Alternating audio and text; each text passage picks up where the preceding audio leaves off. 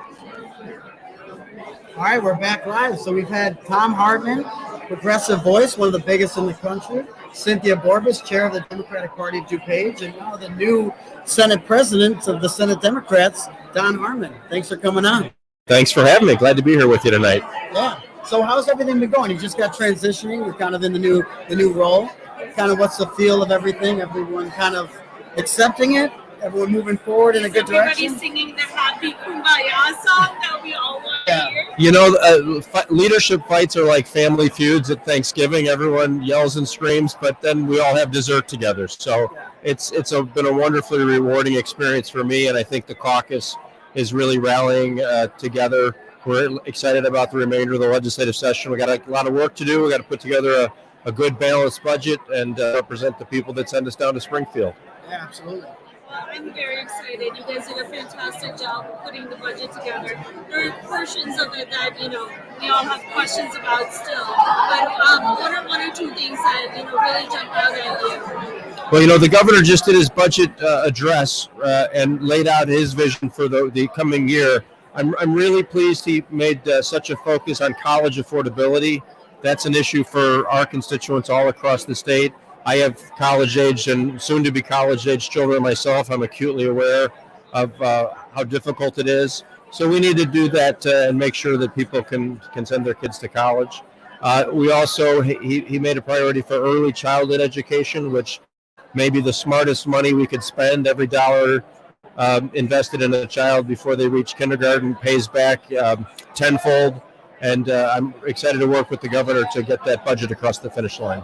How important it's been to get a new governor, J.B. Pritzker. He's been doing great things. I know he's been doing great things for the unions, for the state, for working people. How excited are you guys to have a governor now that you can work with? He's a breath of fresh air and the lead cheerleader for the state, which is a stark contrast to the last governor who spent most of his time trash talking Illinois. Yeah. Which is kind of a common trend here, right? So I'm in construction. Everyone always tells me, Sean, everyone's leaving Illinois. They're just leaving. I'm like, we got 60 tower cranes with nothing but condo buildings, high rises. If everyone's leaving, how we film these places? So how do you say to those people that say everyone's leaving Illinois, no one wants to live here? Well, it's just not true. And I said this 3 times this week. The population in Illinois is determined by 4 things: how many people are born, how many people die, how many people move into the state, and how many people move out. The fact is people have been moving out of Illinois at a relatively steady rate since the 1920s. The difference is we aren't getting people to move into Illinois. And that is in large part because of the budget impasse, because of what seemed to be an almost intentional suffocation of higher education. If we are losing people, it's college-age students leaving the state to go to school out of state and not coming home. We should be attracting more out-of-state students to Illinois. And we should be using all of our resources to tell everyone how many great things are going on here and attract more people to move into Illinois. Yeah. As a graduate from one of the Illinois universities, again, one of the best investments that I have made in myself. I continue to make that for my children.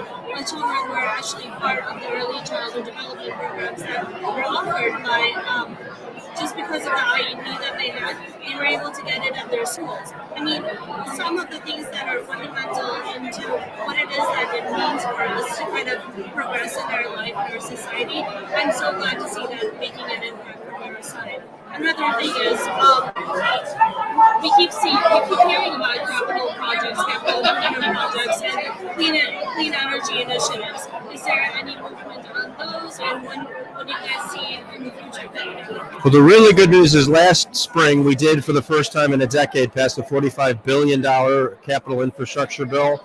So that's starting to, it was long overdue, but anyone who's driven roads in Illinois or crossed a bridge knows how neglectful we may have been over the decade before. So you're going to see a lot of people working, fixing those roads, fixing those bridges, building new schools, investing in the community. I think that climate change is perhaps the most important challenge facing not our state but our world, and we're working in Springfield to try to do Illinois' part in shifting more and more resources towards clean, renewable energy and away from those fossil fuels that cause so much pollution. Yeah. If you're just tuning in, we're here at Life Level the Grind. We are coming to you live from Drury Lane in Oakbrook Terrace. We have a room full of about 450 excited Democrats coming out ready to vote, ready to mobilize. Don Harmon, President of the Senate of Illinois, a great place to live, a great place to move, and hopefully we get more people with this capital project to kind of come and just keep riding those shots. Keep riding those That's all shots. I'm saying. You know, I got to tell you, here in DuPage County, I've represented DuPage for almost 18 years now. And the first Democratic Party dinner I came to, I think we were thrilled that we had more than one table. And at that point, I was the only Democrat to represent any of DuPage. And now I am surrounded by good Democrats who are representing the second most Democratic county in the state, DuPage County. yeah, and it's going to go completely blue come 2020. We are going to take over the county board. So it's exciting to see where we've gone red to where we've gone blue.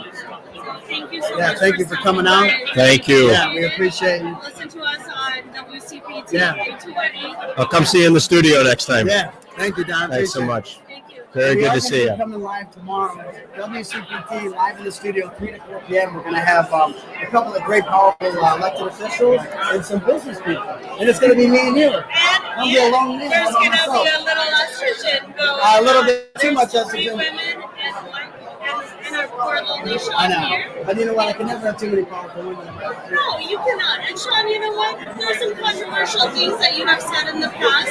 You know, let's really bring those out there. Yeah. About the alpha. Yeah, let's hear Let's go.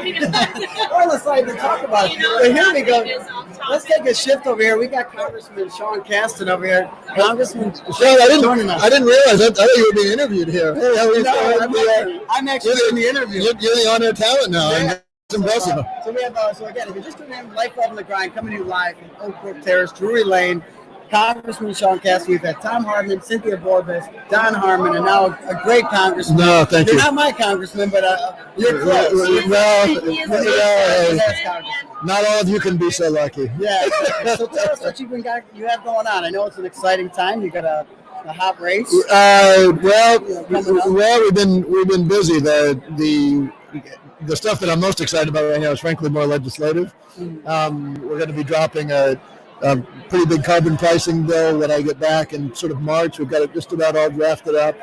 I found out that a energy storage bill that I did one, Bill Foster did one, we combined them together, and just learned that Lisa Murkowski put it into the package that she's led through the Senate. So we will now have, for the first time since I've been here, usually we just pass bills and send them to the Senate doesn't pass them.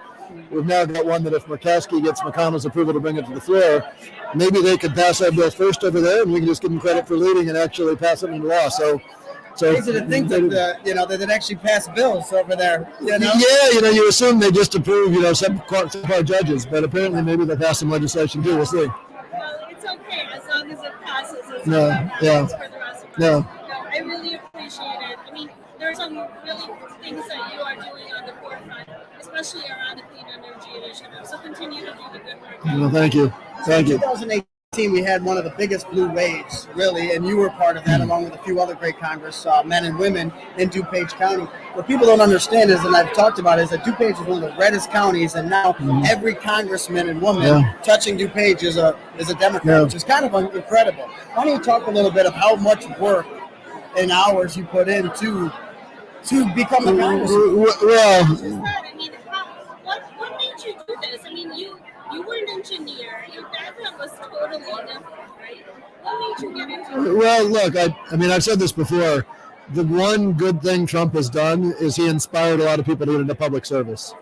And if you look at our freshman class in Washington, I haven't done the math, but I'm fairly certain that we have the highest ratio of people who've never run for or held public office before. And that's not in any way to diminish public office, but Trump just inspired a lot of people to become engaged. And, I think at core what happened in DuPage County is a reflection of that, because I don't think the values of DuPage County suddenly became Democratic as much as that the values of the Republican Party ran away from DuPage County. I've taken to sort of at town halls and nonpartisan events, I'll sometimes say like, all right, this is an official event. I can't be political, but I'm going to say something really controversial right now. I believe the good guys won World War II. I believe the Enlightenment was a good thing. I believe that the United States should be the leader of the free world. And everybody starts laughing, and you sit there and say, that's at core, that is innately controversial in this moment. Because if you believe all those things, then you have to also believe that it's a bad idea to have members of the Hungarian Nazi Party in the White House.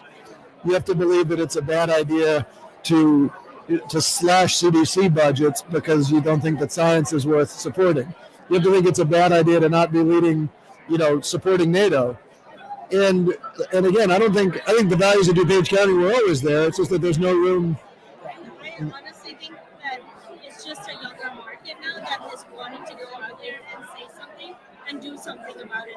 Our values really haven't changed. What we have come from where we have been, that really hasn't changed. The fact that we are now being much more articulate and we are being much more involved, that's a huge shift. Yeah. That's the drive that continues to drive us forward to the election polls, the coming up primaries. Make sure you guys go out there and Make sure to go vote. Yeah, absolutely. Yeah, So important. use your democracy. Goodness knows, the majority of my colleagues in the House are defending democracy. I think that in 2020, But we need the public's help to make sure that we get the majority in the Senate and the rest as well. and you elect other people that you can continue to work with Yeah. and move those votes forward. Yeah, absolutely. That's exactly why we need you there, and let's get many more of our fellow Democrats out there. Yeah. we're gonna keep hearing from some more elected officials. I want to Yeah. thank Congressman Katz. Thank you both. One of our incredible congressmen that's here in DuPage County. We appreciate it. Thanks so much. Congressman. We appreciate all your Thanks, Sean. Yeah, keep it up. Take care. Thank you. Thanks. So if you're just tuning in again, we're coming to you live from Drury Lane, Oakbrook Terrace. I'm excited. I need a drink after. I've been sitting behind the microphone for a freaking going on 45 minutes here. My producer over here isn't really stopping many people from trying to get us food over here. But we're going to have Congressman Bill Foster join us in a minute. He's saying hi. Again, Saying hi to a lot if of you're not friends. seeing this, but there's 450 excited Democrats to get elected and come on. Have a seat, Congressman. Surely. Well, So Congressman Bill Foster, who happens to be my congressman. So we've had Tom Hartman, Cynthia Borbis, Don Harmon, Sean Caston, Congressman Bill Foster. Again, this is a packed room full of 450 Democrats excited to vote, excited to get involved. So how are you doing, sir? What are you seeing in this upcoming election that makes you invigorated of what's coming? Well, in Washington, there's a lot of concern about the coronavirus and it's the impact not only on politics but on our economy. Yeah, I mean, the Republicans are pretty much terrified that this is going to pop the stock market bubble they're so proud of bragging about. But I think it's, most members are just really concerned about, what it's going to do. I think it's going to, I've studied this, as a scientist, I've spent a while studying the modeling of how these things grow. And if something is undetectable, if people are not showing symptoms at the same time that they are, that they're contagious, it is very hard to stop it once it gets started. And unless we're going to close our borders, which I think the cat's probably out of the bag there, that we're going to, face the probability that a very large fraction of our population will get it. But I think what's important is that we don't have it go through in a big raging epidemic, but that will overload our system. If we can slow it down, then you won't overload our system with a small fraction of people that have severe symptoms. Anyway, so that was a lot of the elevator talk last This is some week. big news. I mean, this is some serious stuff going on with. Sure, within no, our we had country. a- It's a scary thing. Oh, that's right. People are And nervous. We're nervous. We're absolutely right. We can't close our borders. But can you talk a little bit about strategies around quarantine? What is it that we can actually do? Making sure that our people are safe out there. Well, the first thing to do is to tell the truth. I mean, one of the lessons from this, if you look at what the Chinese government did and the very strong reaction of the Chinese people against a government that lies to them, I think that's a lesson that we should all keep with us about how damaging and dangerous it is to have a government that you cannot trust. And, I won't name anything orange in this You can context. say it here on Life Level But- Crime. We say it like it is. But here. in fact, no, it's the the narrative that's gotten out there, very common, among Republicans, that that's just Trump being Trump. Don't worry, it doesn't bother you that you can't believe half of what he says. That is not cost-free, and it's very dangerous when there's a severe situation happening. And so I think that's one lesson I hope the American public brings home from this. Yeah. And the importance of voting. How important it is to vote for people that are looking out for our best interests and do want to take care of the American public. Yeah, and believe in science. Yeah, that would help. That would help. Scientists, preventative medicine, all of that good stuff. Like, there's another thing that you have been pushing for a little bit, which affects a little bit closer to my industry. The financial industry. So you bring forward a lot of different bipartisan bills that are around the financial revolution. Can you speak a little bit to that? Yeah, I think one of the most significant things that I'm working on in a bipartisan manner is with French Hill, where we're trying to convince the Federal Reserve to issue digital dollars. There's a very significant... So the nerd in me is going like, wait, what? Tell me a little more about this. A little more about it. Well, look at the simplest form of it. You can talk about sort of federal bitcoins, but the simplest form of it is that each one of us has an account with the Federal Reserve. And so when I want to give you $10, I have to digitally authenticate myself so the Federal Reserve knows who I am. I authenticate and authorize a $10 transfer from my account to your account. And this is something that can happen instantaneously. And with the right sort of identity ecosystem around it, it can be very safe. And I think that's one of the reasons why it's important to do that now is that China is doing exactly this. That they've announced that they're issuing digital Chinese currency with the intention that it become the standard currency for all of the Belt and Road countries. And so this is, which is a very realistic possibility.